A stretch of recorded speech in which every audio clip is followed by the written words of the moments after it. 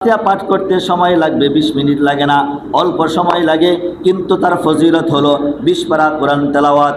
20 পারা কোরআন তেলাওয়াত করতে কমপক্ষে 20 ঘন্টা সময় প্রয়োজন হয়। এই জন্য জামানার মুজাদ্দিদ সুফি আজান গাছে রহমাতুল্লাহ আলাই তার দিলের মধ্যে মানসা ছিল, ইচ্ছা ছিল কিভাবে শেষ জামানার মানুষগুলি অল্প আমল করে জাহান্নাম থেকে মুক্তি লাভ করে জান্নাতে যাইতে পারে। এই জন্য কোরআন হাদিস রিসার্চ করে গবেষণা করে আমলের সার নির্যাস নিয়মিত ওজিফা হিসাবে সূরা ফাতিহার আমল তিনি আমাদেরকে দিয়েছেন। দেখেন যে সূরা ফাতিহা এটা অনেকেই জানে, কিন্তু নিয়মিত ওজিফা হিসাবে সূরা ফাতিহার উপর আমল হয় না অনেকের, ঠিক কিনা বলেন?